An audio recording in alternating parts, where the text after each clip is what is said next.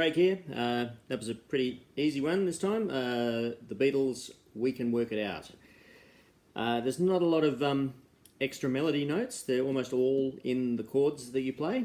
But a big part of finding those melody notes is using your strumming hand to emphasise the notes that you want to really stand out. So there's quite a few times where I'm sort of doing little up strums and maybe plucking just 2 strings or 3 strings at a time rather than a whole chord. But let's look at the bits. There's only really 2 parts to the whole song.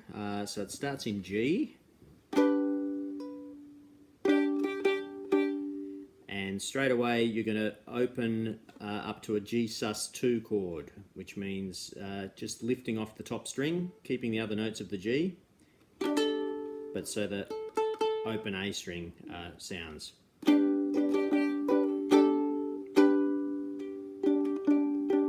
And you'll hear often when I strum, I'm emphasising the bottom string, then I'm going up, and then all strings at once.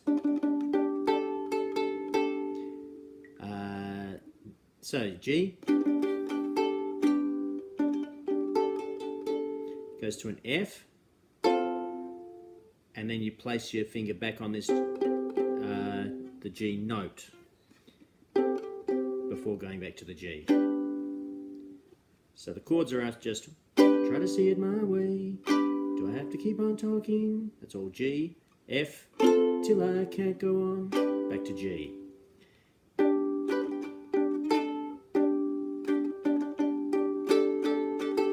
F and G. And then We Can Work It Out, chorus, is in C. We can work it out, and G. We can work it out, and goes to a D. But when I play the We Can Work It Out, I'm also hitting the D note in the C. We can work it out, to a G. And when I play the D, I'm really just barring the whole 2nd fret and pulling back on these. It's just a little strum on the 3 strings. I'm not playing the very top string because I don't want that in the melody. We can work it out. Just that last part of the last word. There you go, that's the whole verse and chorus, really. It happens again, so I'll play it really slowly.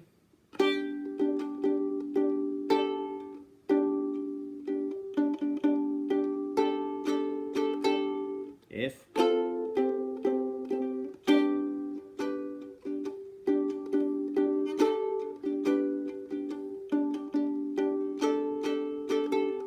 F. G. C. But starting on that 5th fret. G. G, D. Then we're into the bridge. Life is very short. It's in E minor.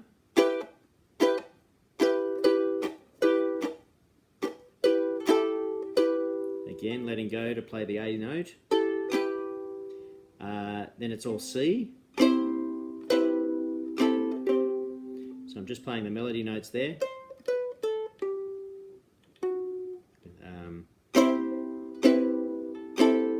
That's all the C chords, so I'm just strumming everything. The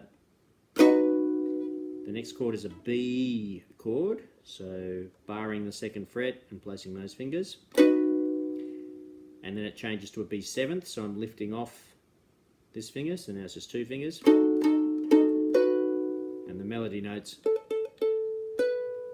are on the 2 opposite strings. Life is very short, E minor, C, to B, to B7th. Now, this is the trickiest part of the whole song. It starts in E minor, but the very first strum, I'm actually starting with my finger off the top of the E minor, so I get the A note, and then I place it back. And it goes to a G. And then, look, I actually don't know what these two chords are, but let me explain what's happening. From the E minor, these two fingers are never going to change. Well, the fingering might change, but the frets are never going to change. So the first string, second fret, and the second string, third fret, stay in the chord. What the third string is doing is it's, in the E minor, it's starting on the fourth fret. The bass goes to the second fret, then the first fret, and then no fret, the open string. Fourth, second, first, 0, all the time. These two notes are being played. E minor. Now I changed my fingering to a G, but that's what's happened. Is that all that's happened is this bass note has gone down to the second fret. So now I want the bass note to go to the first fret, and then the bass note lifts off. So however you finger it, that's what's happening. I'll do it really slowly so you can see here.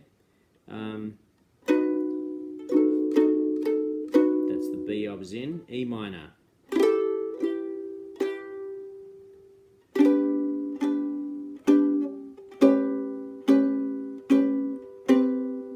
So I do a little bit of juggling with my fingers because from there are other ways you could do it probably, but I find it easier from E minor. That's my standard G. I bar the second fret, and I actually use my third fret to play the triangle part of the G, play the G note. This finger often just sits there on top of the barring finger. It helps me push down, so it's taking some of the pressure off. But then it means when my bass finger slides down, this finger then needs to take over, playing that fret, and then they both stay there when the first finger lifts off. So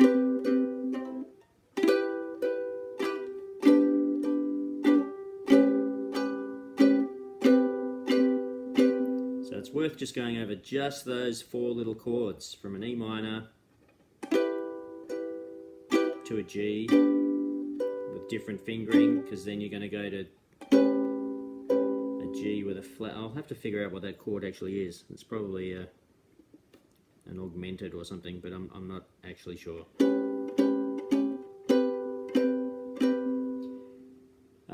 Then you're back to the, where are we? Let's play the whole thing. E minor. Life is very short and there's no C time. B 7th, fussing and E minor, but start with your finger off. Fighting, my friend.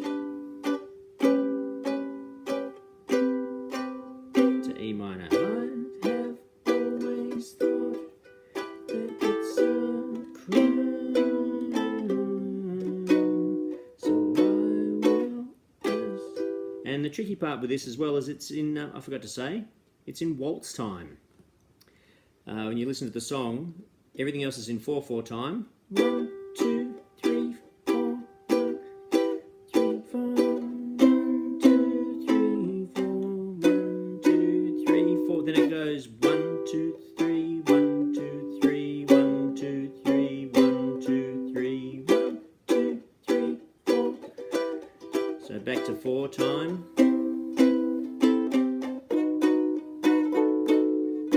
1, 2, 3, 1, 2, 3, 1, 2, 3, 1, 2, 3. Then we're back to the G. Try to see it my way. And back to the simpler part.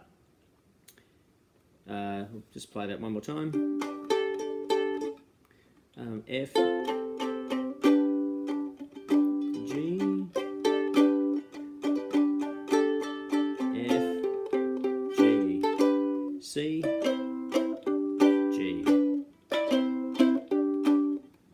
D, and then the very end of the song, little coda is in G, and I play these like an arpeggio, just up the chord, boom, boom, boom. And then it's an an open sus chord, like a sus2. So you're letting go, place back for the G, then squeeze down with the 3rd fret, which is a G sus4, and then let go again for G. So it's all in G, and the melody just goes.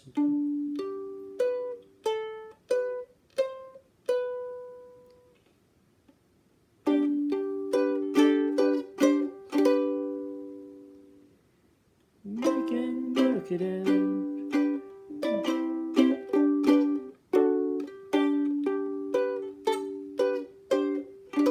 And that's kind of in a waltz time as well. It's a really weird timing song, but if you listen to the original, go back and listen to how I played it at the top of this recording, and yeah, have a play around with this little tricky E minor to G, and then the bass keeps diminishing 1 fret and 1 fret again, which is just one of those really interesting chord variations that you often find in Beatles songs. Beauty. I don't think you'll have too much trouble with this one. It's fun. Thanks. Bye-bye.